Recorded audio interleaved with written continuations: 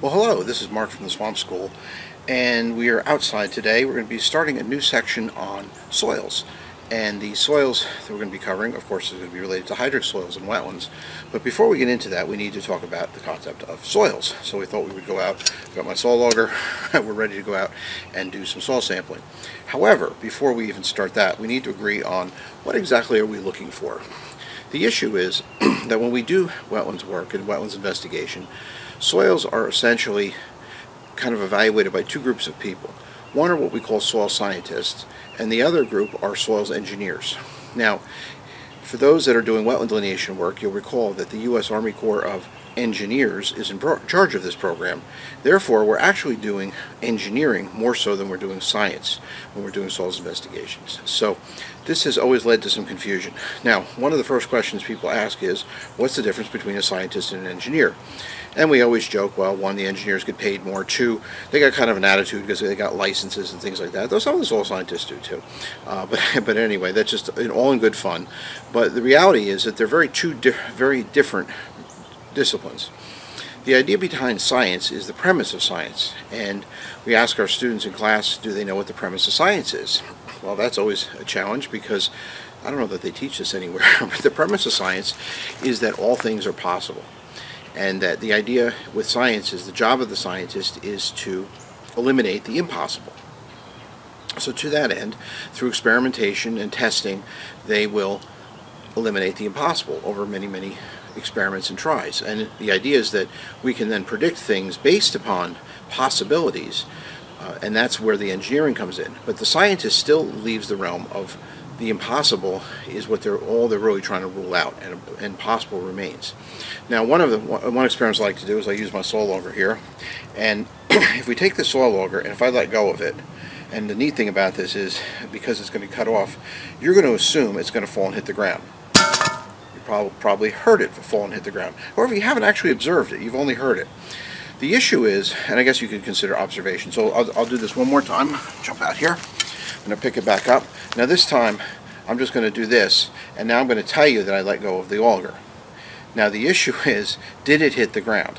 This is where a very famous physicist known as Schrodinger and Schrodinger's cat got involved, because the experimentation was that until we actually observe the activity taking place, we don't actually know what's going to happen. It's the actual observation that is the phenomenon, that whether there's a causation. And he had an experiment with a cat in a box and a vial of poison, and the idea behind it is that if you put the cat in the box, it's possible that the cat would tip over the poison and the cat would be dead.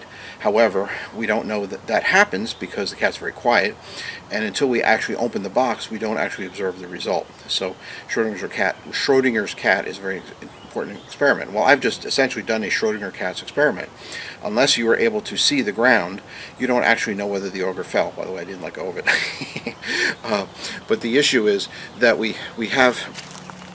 The principle behind this is that we look at all things are possible. Now, when a soil scientist does their job, they go out and they look at a piece of property, they dig a hole, they use something like this, they dig a hole and they determine whether or not they have a certain type of soil based upon the entire knowledge of soil science. And they will bring in different experiments, they will do chemical tests, they will do a whole bunch of things to rule out essentially all things that particular soil could not be, and then what's left is what it's likely to be.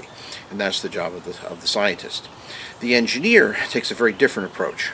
The engineer is looking for repeatability, and the idea is that if I were to take my auger, if I were to drop this 100 million times it would hit the ground. Therefore, I should be able to calculate the mass of this, determine the air resistance of the auger, based upon temperature, barometric pressure, air density, distance, how long it would take for this auger to hit the ground, and is it repeatable. And that's really the essential approach of an engineer. Sounds scientific, but it actually is more of an engineering approach. So we start off that discussion with our soils because the engineering part of this is all that wetland delineators do.